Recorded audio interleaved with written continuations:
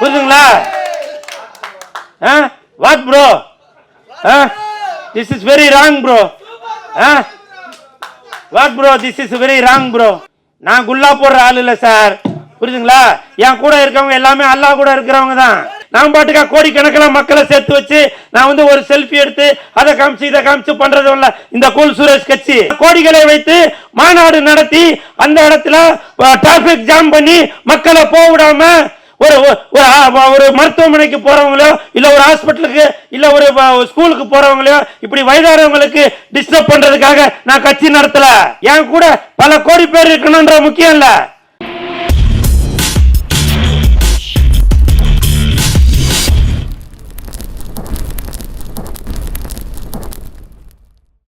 பேரர் sir படத்துல கொட்டு வாங்கினதால தான் இன்னைக்கு நான் இந்த இடத்துல வந்து நிக்கிறேன்.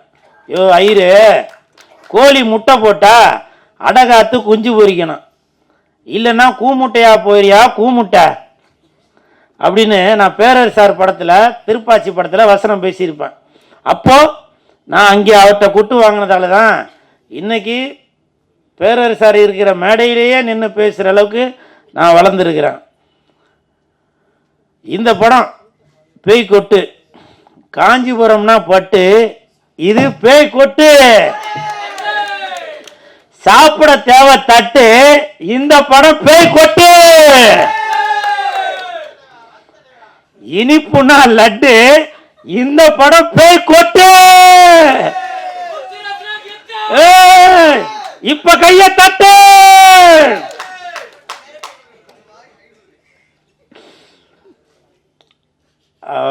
மேடம் வந்து ஏதோ 32 ஏதோ கிட்டத்தட்ட 32 டெக்னீஷியன் பார்க்க வேண்டிய வேலையா இவங்க ஒருத்தங்களே பார்த்துட்டாங்க. என் தானை தலைவன் டிஆர் ஐயா அவர்கள் சகலகலா வல்லவன் அப்படின்னு சொல்லுவான். அவருக்கு பிறகு சகலகலா வள்ளி என்றால் அது நம்ம லாவண்யா மேடம் தான் நினைக்கிறேன்.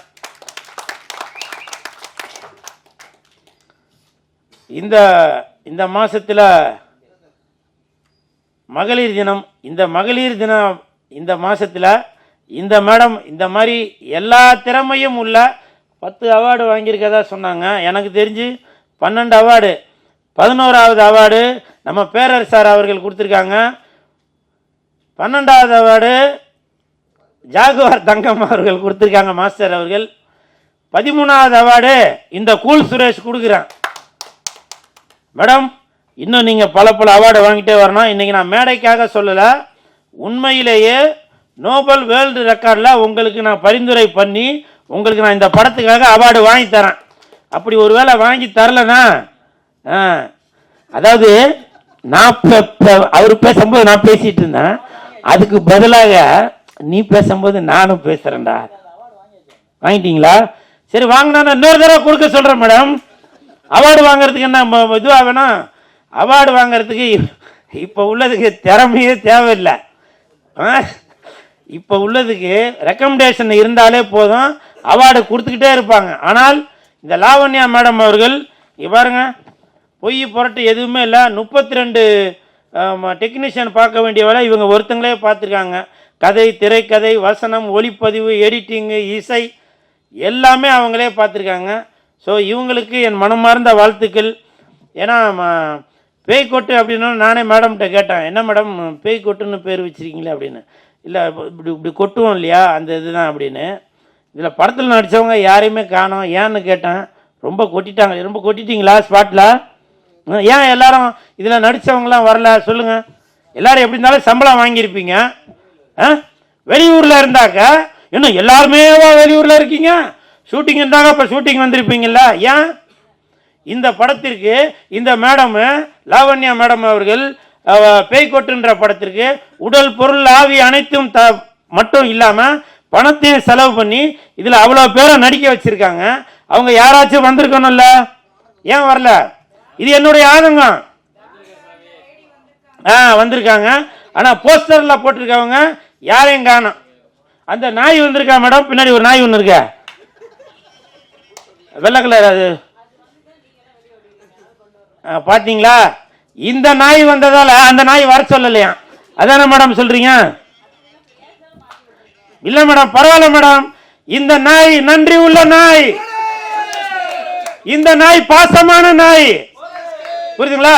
இந்த படத்துல நடிக்காட்டியும் வாலாட்டிக்கிட்டு வந்திருக்க இந்த நாய் எப்பவுமே பாசமும் நேசமும் சினிமாவுக்காக உடல் பொருள் ஆவியும் அனைத்தையும் கொடுக்கிறதா இந்த நாய். கூல் சுரேஷ் என்ற அந்த நாய், புரியுதுங்களா?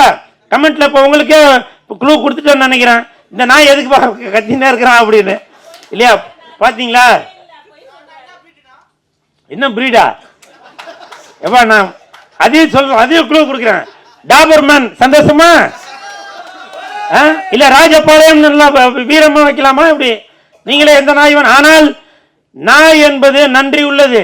உங்களுடைய வீட்டை எப்படி பாதுகாத்துட்டு இருக்கோ அதே மாதிரி தான் இன்னைக்கு சினிமா இண்டஸ்ட்ரியில வெள்ளிக்கிழமை ஆனாக்க தியேட்டர்ல போய் மக்கள் வரவேற்கிறதுக்காக பாதுகாத்துட்டு இருக்கதான் இந்த கூல் சுரேஷ் என்ற நாய். அது இந்த படத்தோட பேய், புரியுதா? அதனால இந்த படத்துல நடிச்சவங்க தயவு செஞ்சு இன்னைக்கு நீங்க ஆடியோ ரிலீஸுக்கு வராட்டியும் உங்களுடைய போன்ல ஒரு வீடியோவா எடுத்து இந்த மாதிரி எப்ப மேடம் படம் ரிலீஸ்?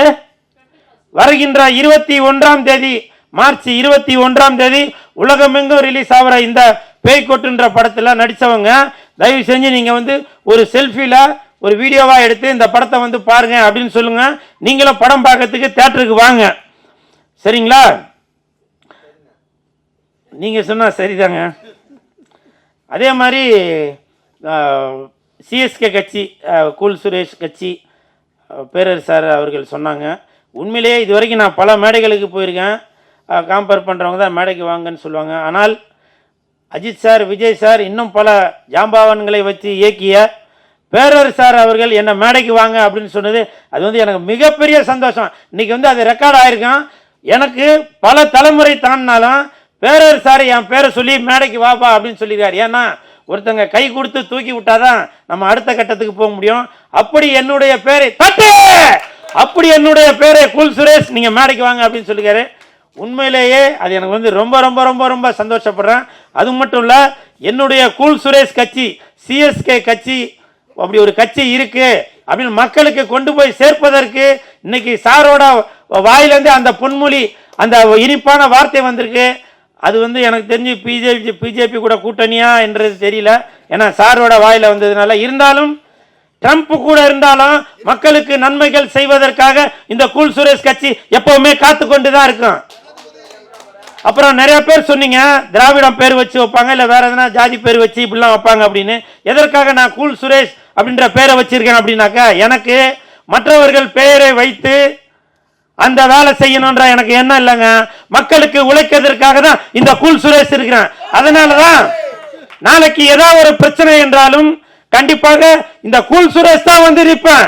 நீங்க ஒரு பேர் வச்சிருக்கீங்களே, இறந்தவங்க பேர் வச்சாலும் சரி, இல்ல இறக்காதவங்க பேர் வச்சிருந்தாலும் சரி, அவங்க கல்லறையில் வந்து நின்று உங்களுக்காக போராட போறதில்ல. உடல் பொருள் ஆவி அனைத்தும் உள்ள இந்த கூல் சுரேஷ் வந்துதான் உங்களுக்காக போராட போறது. அதனாலதான் அடுத்தவங்க பேரை வச்சு நான் ஏமாத்த நினைக்கல. என்னுடைய பேரை கூல் சுரேஷ் என்ற பேரை, என் பேரை வச்சுதான் நான் இன்னைக்கு கட்சி ஆரம்பிச்சிருக்கேன். உங்களுக்கு விருப்பம் இருந்தால் இந்த கூல் சுரேஷ் கூட நீங்க கூட்டணி வைக்கலாம். இல்லையா, தனித்து நிற்கிறேன். கூல் சுரேஷ் தனிச்சு நிற்பேன். என் கூட பல கோடி பேர் இருக்கணும்ன்ற முக்கியம் இல்ல. நான் ஒருத்தர் இருந்தாலுமே எந்த இடத்துல நின்னாலும் அந்த இடத்துல கூட்டம் இருக்கும். கூல் சுரேஷ் இருக்கிற இடத்துல கூட்டம் இருக்கும், கூட்டம் இருக்கிற இடத்துல கூல் சுரேஷ் இருப்பான். கோட்டும் கோழி பிரியாணியும் கொடுத்து கட்சிக்கு சேர்க்கிறாள் இல்ல இந்த கூல் சுரேஷ். பல கோடிகளை வைத்து மாநாடு நடத்தி அந்த இடத்துல டிராபிக் ஜாம் பண்ணி மக்களை போக விடாம ஒரு மருத்துவமனைக்கு போறவங்களோ, இல்ல ஒரு ஹாஸ்பிட்டலுக்கு, இல்ல ஒரு ஸ்கூலுக்கு போறவங்களோ, இப்படி வயதானவங்களுக்கு டிஸ்டர்ப் பண்றதுக்காக நான் கட்சி நடத்தல. புரியுதுங்களா? தெரு தெருவா வந்து நிப்பேன். அதுதான் கூல் சுரேஷ். நான் பாட்டுக்கா கோடிக்கணக்கில் மக்களை சேர்த்து வச்சு நான் வந்து ஒரு செல்ஃபி எடுத்து அதை காமிச்சு இதை காமிச்சு பண்றது இல்ல இந்த கூல் சுரேஷ் கட்சி. புரியுதுங்களா? கூல் சுரேஷ் கட்சி என்பது உங்களுக்காகவே உழைப்பதற்காகவே உருவாக்கப்பட்டதுதான் இந்த கூல் சுரேஷ் கட்சி. 26ல பாருங்க, 2026ல பாருங்க, நீங்க என்ன நினைக்கிறீங்களோ அது நடக்கும். நான் இது சும்மா மேடைக்காக சொல்லல நானு. புரியுதுங்களா? என்ன சார் கேட்டீங்க? சார் நான் குல்லா போடுற ஆள் இல்ல சார். புரியுதுங்களா? என் கூட இருக்கவங்க எல்லாமே அல்லாஹ் கூட இருக்கிறவங்க தான். புரியுதுங்களா? What bro? This is very wrong bro. What bro? This is very wrong bro. புரியுதுங்களா? Cool bro. This is very wrong bro. I am cool bro. புரியுதுங்களா? அதே மாதிரி நம்ம லாவண்யா மேடம் அவங்க வந்து இந்த மகளிர் தினத்தில் இந்த மாசத்துல ஒரு சிறப்பான வேலையை செய்து இன்னைக்கு படம் ரிலீஸ் பண்ணியிருக்காங்க. இப்ப சமீபத்தில் ஒரு வார காலமா பார்த்தீங்கன்னாக்கா லேடி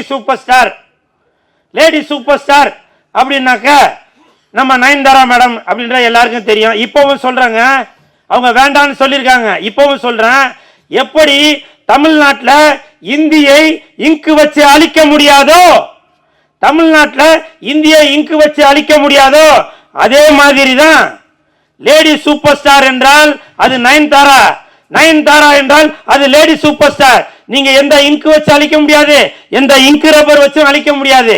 தமிழ், தெலுங்கு, மலையாளம், இந்தி வரைக்கும் போயிட்டாங்க லேடி சூப்பர் ஸ்டார் நம்ம நயன்தாரா அவர்கள்.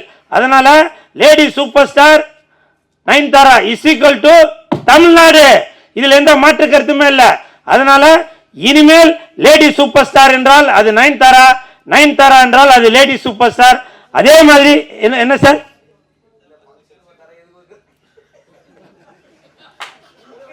What bro? I am cool bro. This is very wrong bro. Sir, செவத்துல உள்ளதை அழிக்கலாம் சார், மனசுல உள்ளதை அழிக்க முடியாது. புரியுதுங்களா? சரி, இந்த பேய் கொட்டு படத்தில் நடித்த அனைத்து கலைஞர்களுக்கும் என் மனமார்ந்த வாழ்த்துக்கள். இல்ல ப்ரோ, பேப்பர் காலி ப்ரோ, பேப்பர் காலி. 26ல ஐயா ஜாலி தட்டு. தேங்க்யூ.